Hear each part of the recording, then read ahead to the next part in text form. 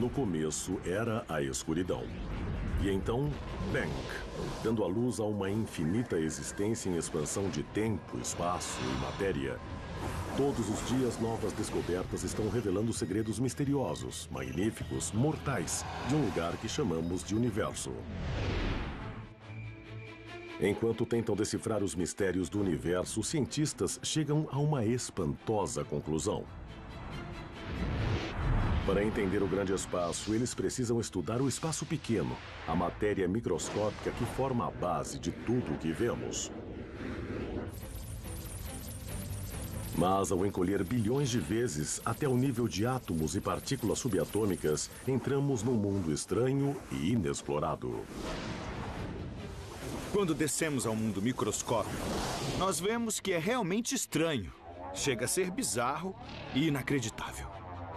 A matéria desse universo é muito menor do que tudo que podemos ver com um microscópio, mas contém a chave para o cosmos. Nós só podemos entender de onde viemos se entendermos esse louco micromundo. Então, vamos partir para uma viagem fantástica por esse mundo inexplorado, conhecido como universo microscópico.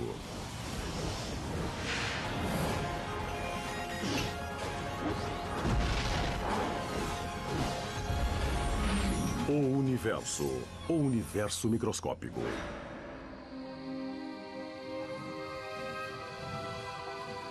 Quando as pessoas falam sobre o universo, geralmente se referem à vasta extensão de espaço a bilhões de anos-luz de nós, que podem ver com radiotelescópios ou por imagens cósmicas. Pensam em estrelas, galáxias e planetas e tudo que é grande no espaço. Nós temos corpos astronômicos se movendo sob a força da gravidade. Existem leis da natureza e achamos que elas estão certas para sempre. No entanto, existe outro universo, um mundo invisível, que governa tudo aquilo que vemos. Quando diminuímos de tamanho, trilhões de vezes, até o mundo microscópico, as regras são muito menos intuitivas do que aquelas com que estamos acostumados no mundo maior. A mágica do universo microscópico começa a cerca de 10 bilionésimos de metro, ou o tamanho de um átomo. A matéria se comporta de modo tão diferente a esse nível que os cientistas desenvolveram uma série de regras inteiramente nova para descrever o que ocorre. É a chamada teoria quântica. E o que ela diz é extraordinário. Esta bola de beisebol representa uma partícula subatômica, como um elétron ou um fóton de luz, que rotineiramente faz todo tipo de coisas bizarras e estranhas no universo microscópico. A versão subatômica dessa bola de beisebol pode ser invisível, pode passar por objetos sólidos facilmente, pode estar em vários lugares ao mesmo tempo e, aparentemente, pode voltar no tempo e mudar o passado. Isso significa que eu poderia jogar essa bola de beisebol para a primeira base e a base do batedor ao mesmo tempo. Ou então mudar o aparente desfecho de uma jogada enquanto ela ainda está acontecendo. Eu sei que isso parece coisa de ficção científica, mas de fato sabemos que é verdade, ou pelo menos parece verdade em nosso mundo quântico. Todo tipo de coisas estranhas acontecem. Se os cientistas entendem como essas coisas estranhas funcionam, eles podem colocá-las para funcionar em nosso dia a dia, revolucionando a computação moderna e talvez até permitindo que nos comuniquemos através do cosmos instantaneamente. A chave para concretizar esses milagres é um processo chamado entrelaçamento quântico. E os cientistas já estão direcionando essa incrível descoberta para propósitos civis e militares. Na física quântica, o que acontece em um objeto aqui pode instantaneamente afetar um objeto ali. E ali pode ser a milhões de quilômetros. Funciona assim. Quando duas partículas subatômicas interagem, podem se entrelaçar, ou seja, seu giro, posição ou outras propriedades se ligam através de um processo desconhecido pela ciência moderna. Se você medir uma das partículas, isso instantaneamente determinará o comportamento da outra partícula. E quando você faz o experimento, você descobre que, de fato, o estado quântico da outra partícula é exatamente determinado depois que você mediu o estado quântico da partícula parceira. Isso significa que se um cientista observa uma partícula entrelaçada e a força a girar no sentido horário, a outra partícula entrelaçada começará imediatamente a girar na direção oposta. Isso parece intrigante, mas não é tão espantoso quando consideramos que as duas partículas entrelaçadas podem estar separadas por bilhões de anos-luz. Mas assim mesmo, no momento em que observamos uma partícula girar, ditamos o giro da outra partícula. É estranho, porque pode sugerir que a informação viajou instantaneamente, mais rápido que a velocidade da luz de uma partícula para outra. Eu não entendo isso. Não conheço ninguém que entenda. Ação fantasmagórica à distância, como Einstein dizia. O entrelaçamento quântico é mais que uma curiosidade do mundo microscópico. Devido aos efeitos do entrelaçamento, as partículas podem ser vistas e sentidas no nosso mundo. Se os cientistas puderem superar alguns obstáculos fundamentais, o entrelaçamento quântico pode um dia ajudar os seres humanos a se comunicarem através de vastas distâncias instantaneamente. As pessoas às vezes acham que o entrelaçamento quântico alcançará a desejada meta de transferir informações a uma velocidade maior que a da luz. Eu não acho que isso seja possível, porque para montar esses sistemas, você precisará levá-los para lá a velocidades menores que a da luz. Mas do que eu sei, não é? Há 100 anos, ninguém achava que nós chegaríamos à Lua. O entrelaçamento quântico pode transformar a computação moderna. Os cientistas esperam usar a mágica do universo microscópico para construir novos e poderosos computadores. Agora vamos ver o que ele pode fazer. No Instituto de Tecnologia de Massachusetts, o professor Seth Lloyd ajudou a criar o protótipo de um computador quântico que usa bits de quantum em vez dos tradicionais bits de computador para realizar seus cálculos. Esse laboratório contém o melhor bit quântico supercondutor, ou qubit. E quando fazemos computações quânticas com qubits, podemos fazer o computador quântico fazer várias tarefas simultaneamente. Pode fazer isso e aquilo ao mesmo tempo, pode somar 2 mais 2, pode somar 1 mais 3 e pode somar essas duas coisas simultaneamente. O fato de um só qubit poder realizar vários cálculos ao mesmo tempo dá ao computador quântico o potencial de ser muito mais potente do que qualquer computador jamais imaginado. Como os computadores tradicionais nos anos 50, os computadores quânticos estão engatinhando hoje. As máquinas ocupam salas grandes e só são capazes de fazer os cálculos mais básicos. Mas prometem muito para o futuro. A física quântica é famosa por ser estranha e contraintuitiva. E os computadores quânticos usam essa estranheza para computar de modos que os computadores clássicos não conseguem. A maior dificuldade é descobrir como codificar eficazmente as informações clássicas, os uns e zeros que os computadores usam, de modo que o universo microscópico possa processá-los, usando partículas entrelaçadas. Mas quando os cientistas descobrirem isso, os computadores quânticos podem transformar o planeta. Mesmo se tiver um computador quântico com não tantos bits, você ainda pode fazer coisas como quebrar todos os códigos que as pessoas usam para se comunicar na internet. Ou resolver problemas muito difíceis com zilhões de variáveis, como tentar entender o que aconteceu no Big Bang. Pode ser difícil de acreditar, mas o universo microscópico fica ainda mais estranho. De fato, o experimento mais famoso na física quântica mostra como um objeto pode estar em 2 lugares ao mesmo tempo. Um resultado que surpreendeu o grande Albert Einstein. Enquanto exploram o universo microscópico, cientistas descobrem que é governado por regras muitas vezes incompreensíveis para aqueles que vivem no mundo normal. Nos menores tamanhos imagináveis, não só a informação parece viajar a velocidades maiores que a luz, como a observação humana parece decidir o que acontece. Parece que o comportamento da matéria mecânica quântica é diferente quando olhamos para ela e quando não estamos olhando.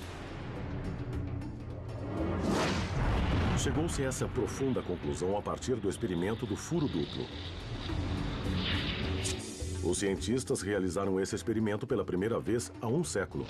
Dispararam fótons de luz através de uma placa de metal com duas fendas. A luz atravessou os furos e atingiu uma tela atrás da placa.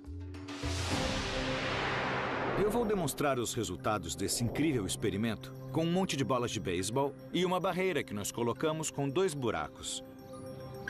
Normalmente, no mundo do dia a dia, se eu jogar bolas de beisebol através de um buraco ou de outro, elas formarão um padrão previsível numa tela que nós instalamos bem atrás da base. Elas baterão em um lugar ou em outro. Agora, vamos fazer esse padrão com um monte de bolas de beisebol. Vou usar esta máquina de lançar aqui. Lá vai a primeira. Vamos ver o que acontece.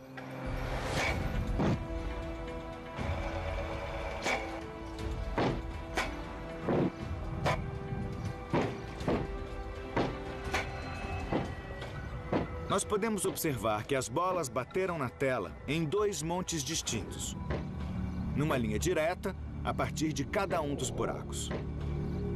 Isso é natural, é o que esperamos.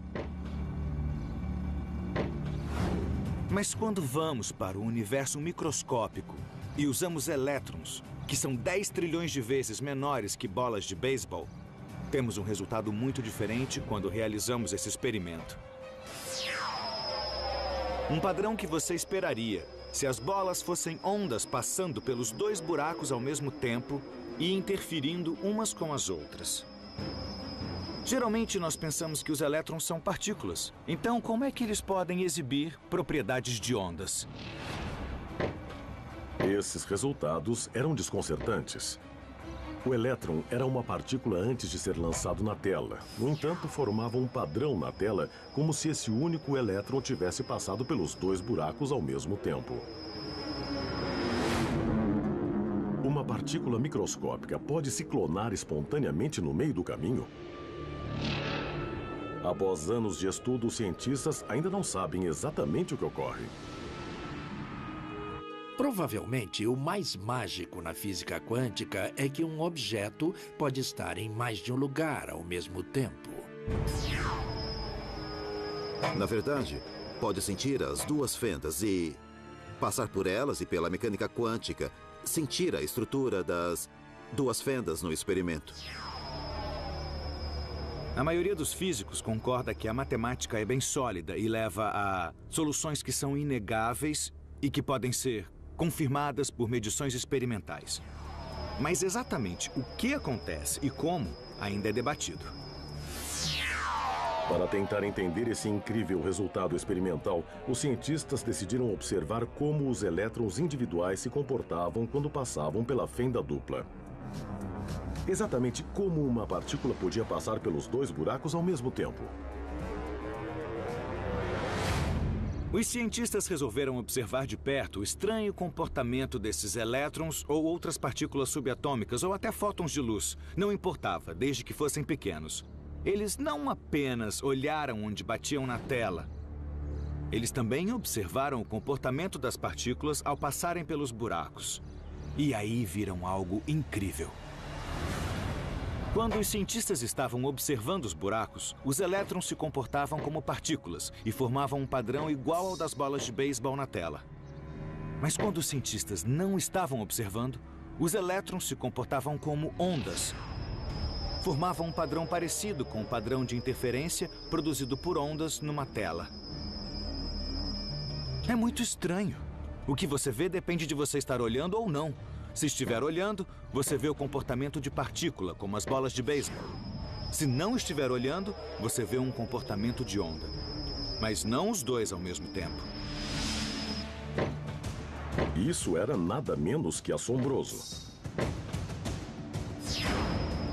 A observação parecia mudar a natureza das partículas subatômicas. Misteriosamente, quando não estamos olhando, as coisas são ondas. Quando estamos olhando, elas parecem partículas. Então, até um elétron que parece uma partícula tem propriedades de onda quando não estamos olhando. O fato de que, quando não olhamos, o elétron parece atravessar os dois buracos. Mas quando olhamos, nós sempre o vemos passar por um buraco ou pelo outro. É chamado de enigma quântico. Como nossa decisão de observar algo muda como esse algo age. Há uma explicação técnica. Para fazer uma observação, você precisa interagir com o sistema. Por exemplo, você precisa lançar luz nele, e a luz repercute e você a observa. É assim que sabemos que uma bola de beisebol está aqui ou ali. A luz repercute nela. No caso das partículas macroscópicas, isso não as perturba muito. Mas no caso das partículas microscópicas, o ato da luz repercutir na partícula muda onde ela está e como está se movendo. Então, no universo microscópico, onde fótons de luz têm cerca do mesmo tamanho que partículas subatômicas, os fótons têm um grande impacto quando iluminam as partículas para que possamos vê-las. Mas isso não responde à pergunta por que a luz simplesmente não muda a direção das partículas subatômicas. Por que a observação de fato muda a natureza do que está sendo observado? A resposta curta é não sabemos. Esse é o mistério fundamental da mecânica quântica, a razão que torna a mecânica quântica difícil. Misteriosamente, quando olhamos as coisas, vemos partículas, e quando não olhamos, as coisas são ondas. É algo que nós cientistas temos discutido apaixonadamente durante quase 100 anos e ainda não há consenso. Quando foram divulgados, há um século, esses resultados perturbaram a mente mais brilhante da ciência. Einstein disse: "Eu não acredito na física quântica porque acredito que a Lua está lá mesmo quando não estou olhando para ela." Einstein se referia, é claro, às implicações da teoria de que a Lua não está em nenhum lugar até ser observada. No entanto, as paradoxais conclusões do experimento da fenda dupla vão além. Recentemente, graças à tecnologia, os cientistas puderam realizar uma fascinante variação do teste. Seus resultados questionam nossa percepção do próprio tempo. Essa é uma versão high-tech do experimento da fenda dupla. Elétrons são lançados em direção a uma barreira com duas fendas. Mas os cientistas podem atrasar sua decisão de observarem os elétrons até depois de passarem pelos buracos, mas antes de baterem na tela. É como se eu estivesse num campo de beisebol e uma bola fosse atirada em direção à barreira com os buracos. Mas meus olhos estão fechados, então ela atravessa e se comporta como uma onda. Mas aí, no último segundo antes de atingir a tela, eu abro os olhos e decido observá-la. Nesse momento, os elétrons, em essência, tornam-se partículas. E, aparentemente, sempre foram partículas desde que saíram do canhão de elétrons. Então, é como se eles voltassem no tempo antes de passarem pelos buracos e decidissem passar por um ou por outro.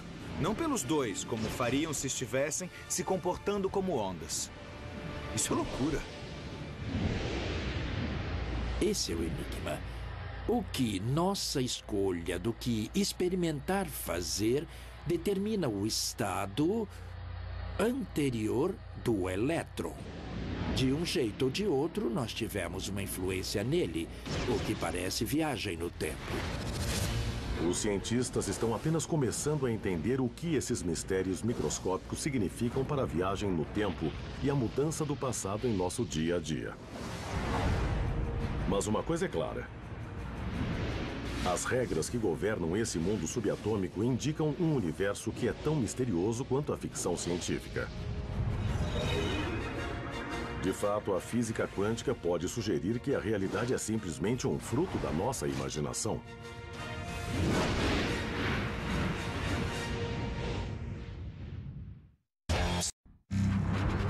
Após descobrir mistérios no universo microscópico, os cientistas logo quiseram decifrá-los, estudá-los e resolvê-los.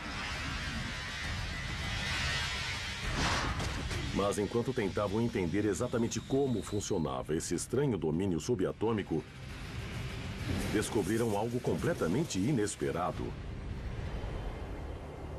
A natureza se recusava a lhes dizer.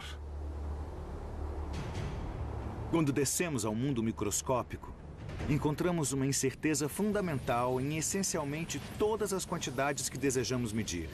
E não é um problema com o processo de medição, mas sim a própria natureza que não sabe.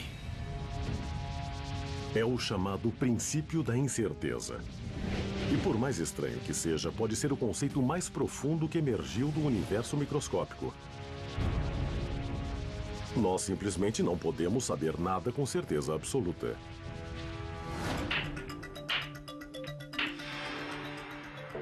Em nosso mundo cotidiano, achamos que sabemos muito sobre as coisas ao nosso redor. Podemos localizar, por exemplo, a posição desta bola e bater nela com uma certa velocidade que conhecemos, e podemos fazê-la colidir com outras bolas e ir adiante e jogar bilhar. Mas o que acontece se encolhermos tudo trilhões de vezes? Nesse mundo, as bolas de bilhar agora são como partículas subatômicas. Nesse domínio microscópico, os físicos quânticos descobriram que simplesmente não são capazes de determinar com qualquer precisão onde essas partículas estão localizadas, devido às suas qualidades de onda. E o que é mais estranho, se os cientistas tentarem isolar uma partícula, ela sempre gerará energia suficiente para romper os limites antes que sua posição e velocidade sejam determinadas. O princípio da incerteza diz que a natureza não permite que seus elementos fundamentais sejam isolados. No mundo microscópico, porque as partículas interagem com uma série de regras completamente diferentes, as regras da física quântica, o bilhar microscópico será um jogo completamente diferente.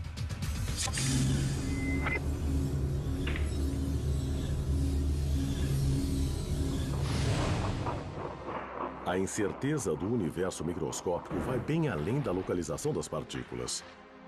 Aplica-se a tudo, inclusive à energia de uma partícula. E isso dá origem a um espantoso fenômeno chamado tunelamento quântico. Na física clássica, se jogar uma bola numa parede e não jogar com muita força, não vai atravessar a parede, vai repercutir. Mas, se for um elétron e você não jogar com muita força para atravessar a parede, pode atravessar do mesmo jeito, e isso se chama tunelamento quântico. Mas como isso é possível? Pode parecer bizarro, mas um modo de explicar o tunelamento quântico é que a incerteza do universo microscópico permite que uma partícula empreste energia do futuro para romper a barreira e a devolve depois que passou para o outro lado. O elétron, na verdade, já está do outro lado da parede e, portanto, pode atravessá-la e aparecer do outro lado da parede. Desde que as maravilhas do mundo microscópico foram descobertas há um século, as pessoas perguntam se o tunelamento quântico estar em vários lugares ao mesmo tempo e o que parece viajar para trás no tempo pode ser obtido em nosso mundo cotidiano. Alguns cientistas dizem que jamais seremos capazes de atirar uma bola através de uma barreira sólida. Uma bola de beisebol é um colossal número de partículas. Seria preciso que todas elas, coletivamente, aparecessem em outro lugar para que a bola de beisebol, de repente, aparecesse inteira em outro lugar. E isso é extraordinariamente improvável. Um único elétron ou um único próton podem fazer isso. Mas quanto maior a partícula ou a coleção de partículas, mais difícil se torna o processo de tunelamento. No entanto, um número crescente de físicos estão desenvolvendo uma teoria mais ousada. Sabemos que essas minúsculas partículas podem estar em 2 lugares ao mesmo tempo, mas eu sou feito dessas partículas, então se elas podem estar em 2 lugares ao mesmo tempo, eu também posso. Os cientistas chamam isso de interpretação de muitos mundos da física quântica. Eles dizem que, tal como o elétron no experimento da fenda dupla, todos os seres humanos estão em vários lugares ao mesmo tempo. Dizem que sempre que alguém toma uma decisão, não escolhe uma opção em vez de outra. Em vez disso, escolhemos as duas, em versões da realidade ligeiramente diferentes. O que acontece quando você usa sua mente e sua vontade para decidir é que você acaba fazendo muitas decisões e todas elas se realizam em diferentes universos paralelos. A hipótese dos muitos mundos da física quântica diz que quando eu atiro uma bola curva, eu faço isso apenas neste universo. Em outro universo, posso estar lançando uma bola rápida. E em outro universo, eu atiro uma bola lenta pela primeira vez na vida. E em outro universo, eu jogo esta bola para fora do campo. Na hipótese dos muitos mundos, todas essas escolhas são desfechos que ocorrem em universos que são paralelos ao nosso. Não no nosso, mas em universos paralelos. É o que a hipótese dos muitos mundos nos diz. Essa ideia parece improvável, mas um impressionante número de físicos teóricos acredita que é assim que o mundo microscópico funciona. Se for verdade, as implicações dessa espantosa teoria vão muito além dos campos de beisebol. Essencialmente, sugere que há universos paralelos ao nosso, em que os nazistas venceram a Segunda Guerra Mundial. E que em outro, o governo americano frustrou os atentados de 11 de setembro. E o World Trade Center ainda estaria de pé em Manhattan. Se levarmos a mecânica quântica ao pé da letra, toda vez que você observa algo que pertence à mecânica quântica, você se torna 2 cópias de si mesmo. Existe a cópia que obtém uma resposta e existe a cópia que obtém outra resposta. E isso implica que há um imenso número de outras cópias de você que viram coisas levemente diferentes no universo. Hoje é completamente aceito que o micromundo é bizarro. Muitos esperavam que essa bizarrice se confinasse ao micromundo, de modo que coisas grandes como nós fossem imunes e sempre estivessem num único lugar. Mas está claro agora que essa esperança era ingênua. A bizarrice não pode ser confinada. O fascinante debate sobre a interpretação dos muitos mundos da física quântica continuará até que os físicos finalmente resolvam os mistérios do universo microscópico. No entanto, alguns astrônomos estão concluindo que nós jamais seremos capazes de explicar completamente esses mistérios, porque, segundo seus cálculos, a vasta maioria da matéria que mantém o universo unido existe numa dimensão superior que nunca poderemos explorar. Quer saber se pode dirigir aqui? Olha só. Se há algo no universo microscópico mais estranho que as partículas quânticas, é a misteriosa matéria que os cientistas nunca viram, mas que desempenha um papel crucial na formação de planetas, sistemas solares e galáxias. Os astrônomos sabem que há todo tipo de matéria no espaço que exerce uma influência gravitacional, mas que não podemos ver. É a chamada matéria escura. Eu não existiria se não fosse a matéria escura, porque a matéria escura tem uma força alimentadora que reúne as coisas para formar estruturas, formar galáxias que são absolutamente necessárias à vida. A matéria escura é responsável por assombrosos 85% da força gravitacional no universo. Se a matéria escura for algum tipo de partícula, então, tipicamente, milhões de matérias escuras passam por mim a cada segundo. Mas mesmo sabendo que a matéria escura existe, os astrônomos ficaram perplexos com um mistério microscópico. Qual era? No começo, pensaram que era matéria ordinária, que por algum motivo não conseguiam ver. Os astrônomos decidiram fazer um inventário. Sabemos quanta matéria ordinária existe no universo. Com matéria ordinária, queremos dizer átomos, coisas feitas de prótons, nêutrons e elétrons, as partículas elementares que compõem você, eu, tudo na Terra. E simplesmente não bate. Está longe de haver matéria ordinária o bastante no universo para compor o total. A conclusão era bizarra. Como a maioria da matéria no universo microscópico podia não ser feita de prótons, nêutrons e elétrons.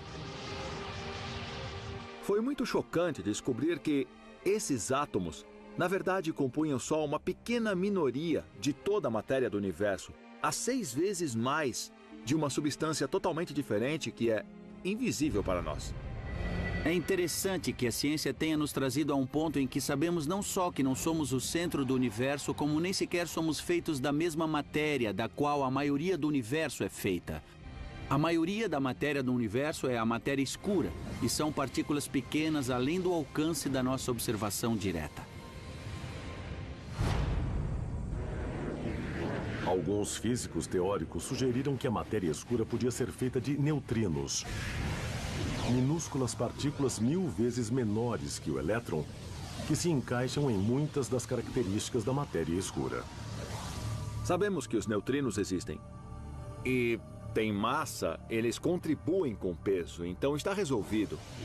Mas agora sabemos que não são neutrinos. A maior parte da matéria escura não deve ser formada por neutrinos, porque eles se movem muito, muito rapidamente. E eles apagam a formação da chamada estrutura em grande escala, o acúmulo de material na escala das galáxias no começo da história do universo.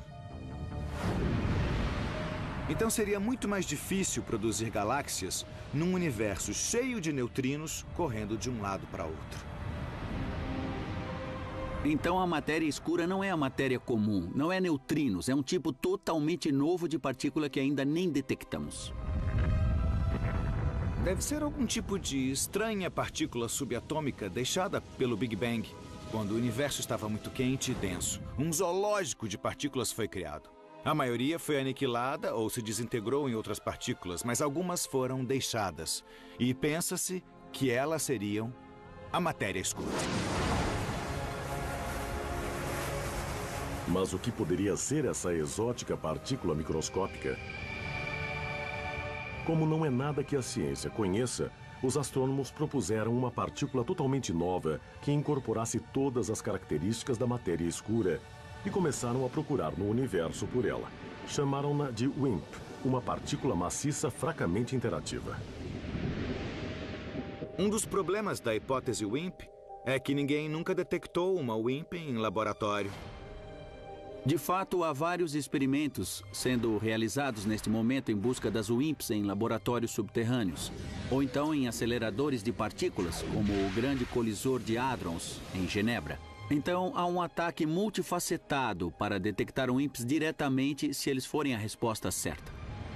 Se os cientistas encontrarem evidências da matéria escura, será que também encontrarão evidências de outro mundo, de planetas escuros? Formas de vida escuras e uma tabela dos elementos escura?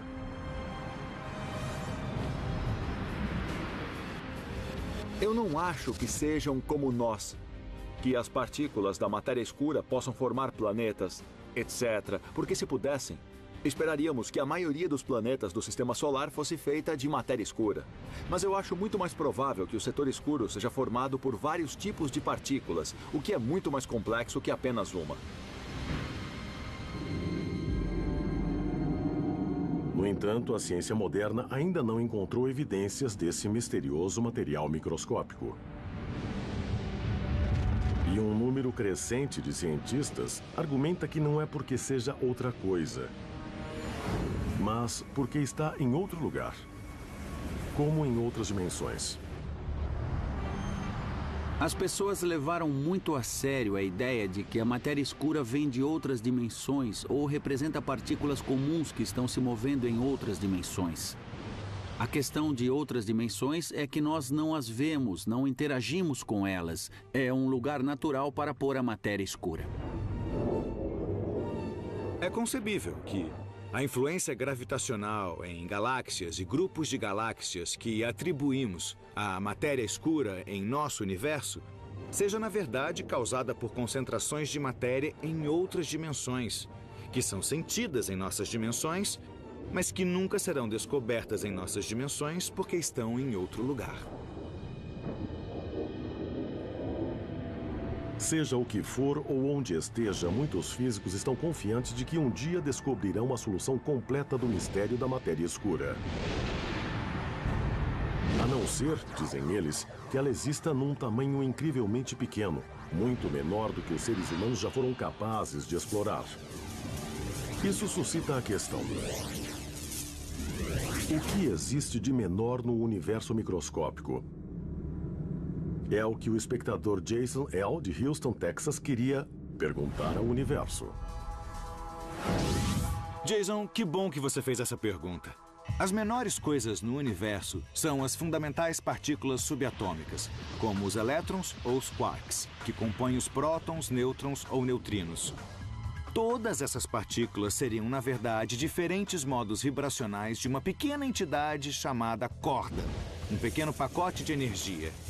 Então, essa é a menor coisa da qual tudo mais é feito. Pergunte ao universo.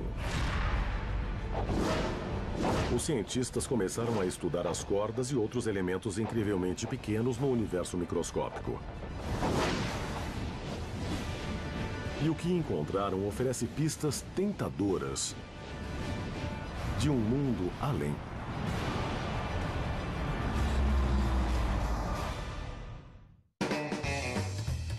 No próximo episódio, no History. Enquanto se aventuram em espaços cada vez menores no universo microscópico, os cientistas conseguiram olhar dentro dos átomos. Mas o que encontraremos se continuarmos essa fantástica viagem nas profundezas desse mundo subatômico e oculto? Até mesmo escalas menores que o elétron são um território vasto e inexplorado, mais até do que sistemas solares e galáxias ou mesmo o universo. Porque nós podemos fazer observações de planetas e estrelas, de galáxias e do universo. Mas é difícil realizar experimentos que nos permitam explorar diretamente minúsculas dimensões de tempo e espaço. O que você precisa para examinar o mundo microscópico é de uma ferramenta cada vez mais afiada, alguma coisa que de fato permita distinguir os detalhes até níveis muito pequenos. Mas quando os cientistas tentam investigar espaços menores que o átomo, não conseguem focar luz suficiente para iluminá-los. Precisam de algo mais potente. Para olhar mais nitidamente, você precisa de mais energia. Conseguimos ver detalhes incrivelmente pequenos usando aparelhos de alta energia de vários tipos. Hoje, os mais avançados são os aceleradores de partículas. Usamos partículas elementares para investigar a estrutura de outras partículas elementares, fazendo com que colidam, deixando que interajam umas com as outras, e então vendo o resultado em várias escalas de energia. Podemos continuar esse processo de examinar distâncias cada vez menores no espaço e tempo, ao usar energia cada vez maior com experimentos no colisor. No entanto, os maiores aceleradores de partículas do mundo ainda não geraram energia suficiente para investigar coisas muito menores que as partículas elementares dentro dos átomos. Mesmo assim, os cientistas acreditam que algo existe a escalas ainda menores, de um tamanho tão minúsculo que a mente humana não é capaz de apreendê-lo. Os físicos agora estão tentando entender o chamado comprimento de Planck, 10 elevado a menos 33 centímetros. São 20 fatores de 10, 20 ordens de magnitude menor que um elétron. Agora, um elétron é grande e eu exagerei muito. O comprimento de Planck é quase inimaginavelmente menor do que qualquer objeto que possamos medir. Seja como for, os físicos estão tentando lidar com essas escalas. E é sobre isso que é a teoria das cordas. Segundo a teoria das cordas, tudo que achamos que é uma partícula, na verdade, é a vibração de uma minúscula corda. Para ter ideia de como é minúscula, eu trouxe um conta-gotas. Vou pingar uma gota de água. A gota tem cerca de 1 trilhão de átomos de hidrogênio e oxigênio. Agora imagine tirar um átomo de hidrogênio e aumentá-lo 10 bilhões de vezes. Ele terá meio metro de diâmetro. E você dirá, agora poderemos ver as cordas individuais dentro do átomo de hidrogênio? A resposta é não. Podemos continuar a aumentá-lo, tornar o átomo de hidrogênio do tamanho do sistema solar. As cordas continuarão pequenas demais para serem vistas. Só quando o átomo tiver o tamanho do nosso universo observável que a corda se torna microscopicamente grande. Se um átomo de hidrogênio é do tamanho do universo observável, qual o tamanho da corda? É do tamanho de uma dessas árvores.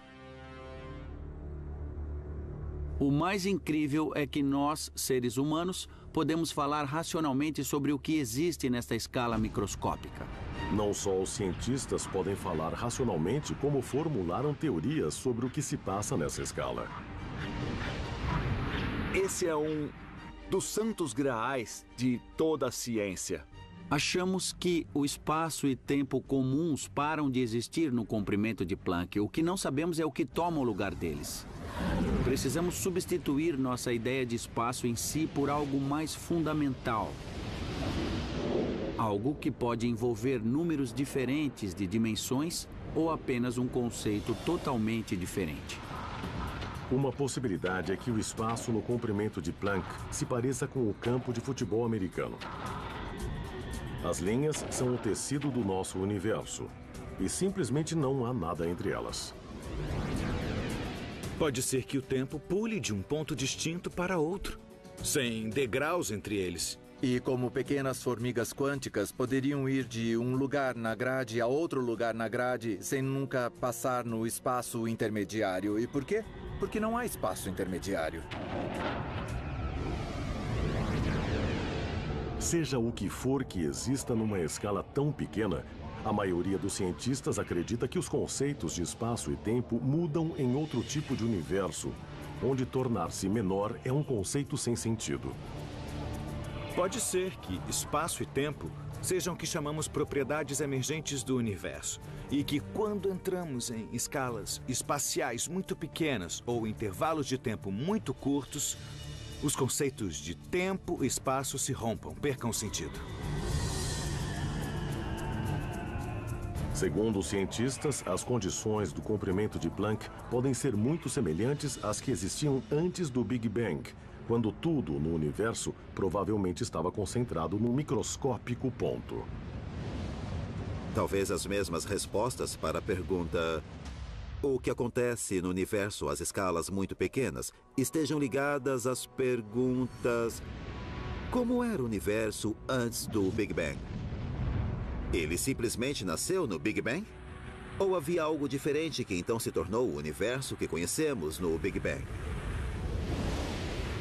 Não temos respostas para todas essas perguntas, mas estão todas ligadas à questão do que ocorre na escala de Planck. Você pode pensar que essas minúsculas coisas da escala de Planck não têm nada a ver conosco, que somos bem maiores, mas tem tudo a ver, são as nossas origens. Todo o nosso universo, se olharmos para trás, teria sido menor que o comprimento de Planck. Seja o que for que exista nas menores escalas do mundo subatômico e seja como for que se comportem, os cientistas dizem que precisam entender esse mundo antes que possam compreender o cosmos acima, o comportamento humano e o que pode ter existido antes do Big Bang. É uma formidável quantidade de informações inserida num espaço inacreditavelmente pequeno. O universo microscópico.